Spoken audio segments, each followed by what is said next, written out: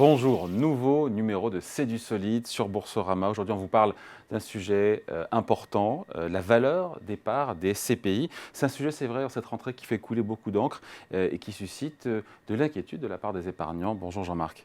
Bonjour David. Bon, on a des SCPI qui semblent rattrapés par les hausses de taux et par la crise immobilière. Dans l'actualité, il faut faire un petit round-up de ce qui s'est passé. On a beaucoup de poids lourds du secteur, Amundi, BNP Paribas, Natixis, qui ont annoncé des baisses de la valeur des prix de leurs parts, entre 10 et 17 %. Pour l'épargnant, ce n'est pas rien.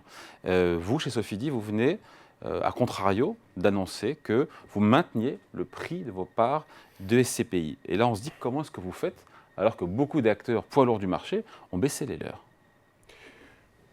Première chose, il faut toujours être humble par rapport à ce qui se passe, il ne faut pas fanfaronner. Pour autant, toutes les SCPI ne sont pas comparables, de même que tous les marchés immobiliers ne sont pas comparables. Je prends juste un exemple, les marchés de l'Europe du Sud, dont fait partie la France, l'Italie, l'Espagne, corrigent beaucoup moins que les pays anglo-saxons, l'Angleterre, l'Allemagne, les Pays-Bas. Et c'est historique et ça semble être le cas aujourd'hui. Et même quand on va un peu plus en détail dans le cœur du moteur, le marché du bureau, il est très différent, très polarisé. Le télétravail, par exemple, fait vider la défense. Tout le monde connaît bien la défense, au profit de Paris. C'est les sociétés veulent réduire leur surface, réduire leurs coûts immobiliers et donc déménagent la défense vers Paris, et de telle sorte que Paris est un marché qui est extrêmement actif, avec un taux de vacances très faible et donc qui est moins frappé par la crise actuelle. Donc ceux qui ont acheté plutôt des bureaux à la défense, effectivement, connaissent des nécessités de baisser la valeur de prix de part. En revanche, peut-être ceux qui ont évité ce marché et qui ont diversifié leur approche connaissent moins cette pression à la baisse sur les valeurs. Donc on ne peut pas dire que vous-même, vous n'êtes pas impacté. Vous aussi, vous êtes impacté, mais moins que le reste du marché par la remontée des taux d'intérêt et puis les difficultés que rencontrent certains segments de l'immobilier de bureau. Et exactement.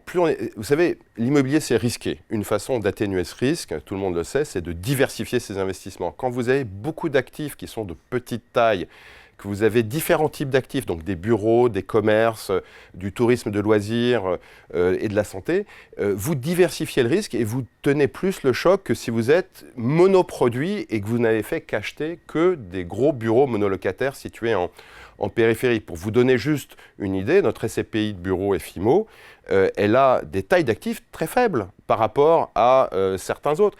Des surfaces de bureaux. Des surfaces de bureaux. Ce qui souffre aujourd'hui, c'est les grandes surfaces de bureaux de 20-30 000 m² situées en périphérie de Paris. Ouais. Nous, on aime bien acheter des lots de copropriété à l'intérieur du quartier central des affaires parisien. Et c'est ça qui explique que la valeur de votre patrimoine immobilier résiste. C'est une des clés ? Je pense que c'est une des clés, donc c'est la granularité, c'est le fait aussi, plus que jamais, de revendiquer la stratégie de l'emplacement.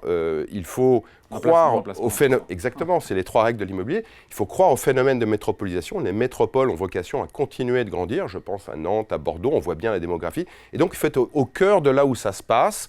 Donc être très granulaire et être très central.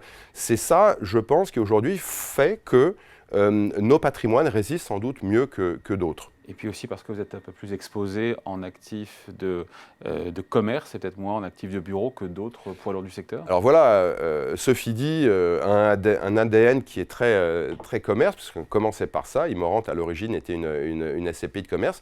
Et donc, plus de la moitié de nos patrimoines, c'est du commerce. Et le commerce résiste actuellement, c'est ce qu'on constate, beaucoup mieux que les autres classes d'actifs et singulièrement mieux que le bureau. On s'est rendu compte qu'en fait, il y avait déjà eu des baisses de valeur à l'occasion du Covid et de la montée en puissance d'Internet. Et donc, aujourd'hui, c'est la classe d'actifs qui est la plus recherchée par les investisseurs. Et donc, il y a une sorte de résilience et de résistance des valeurs de commerce.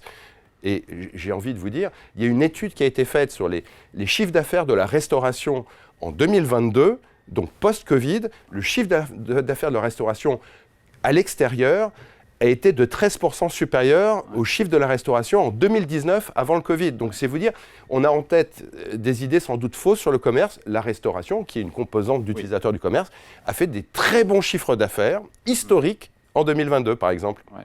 C'est mieux que le textile, évidemment, que l'industrie. Alors, le textile, on a en tête effectivement les déboires d'un certain nombre d'enseignes, mais on a vu récemment les chiffres du groupe Inditex, Zara, enfin, c'est extraordinaire. Ouais. Et lorsque vous avez bien fait votre job qui consiste à acheter un bon emplacement, si votre locataire est défaillant, vous avez quand même la possibilité de changer le locataire, voire de changer l'activité de locataire. Et autant le textile prenait la place des restaurants dans Paris il y a 20, 30 ans, maintenant c'est le contraire.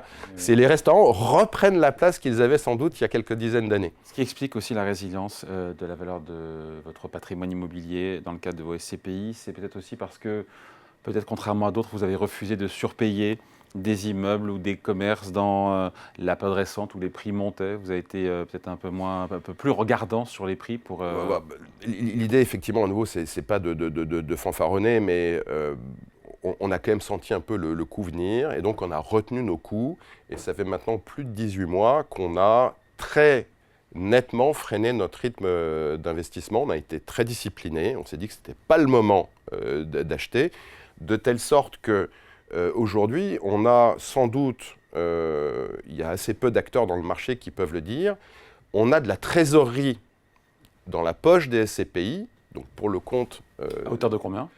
À hauteur de 770 millions d'euros, tout fonds confondus. Donc ça nous met en position de profiter de la situation actuelle. C'est bien rémunéré en ce moment, c'est bien rémunéré en matière monétaire. Ça apporte une certaine forme de confort, puisqu'aujourd'hui, compte tenu de ce niveau de trésorerie, elle est rémunérée à hauteur de 4, 4,5%. Donc, mais dans l'attente d'être réemployé. Dans l'attente d'être réemployé. Et de faire une bonne affaire. Donc on est extrêmement actif pour identifier des bonnes affaires, et les bonnes affaires, en fait, ça consiste à identifier les vendeurs qui sont sous contrainte parce qu'ils n'ont pas d'autre choix, compte tenu de leur niveau d'endettement, que de vendre.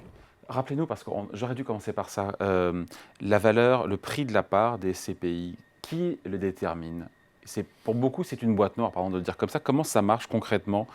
Il y a des experts indépendants qui viennent évaluer le patrimoine. Quelles sont les règles ? Alors, il y a deux acteurs qui déterminent le prix de souscription et le prix de retrait des SCPI. D'abord, c'est des experts indépendants qui ont pignon sur rue, qui sont agréés par l'AMF, qui donc réalisent des expertises très fouillées du patrimoine une fois par an, voire plus souvent quand la situation l'exige.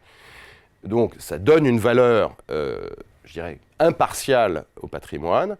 Et ensuite, le deuxième acteur qui détermine la valeur, c'est la société de gestion qui, en responsabilité, fixe un prix qui ne doit pas s'éloigner de façon excessive de cette valeur d'expertise.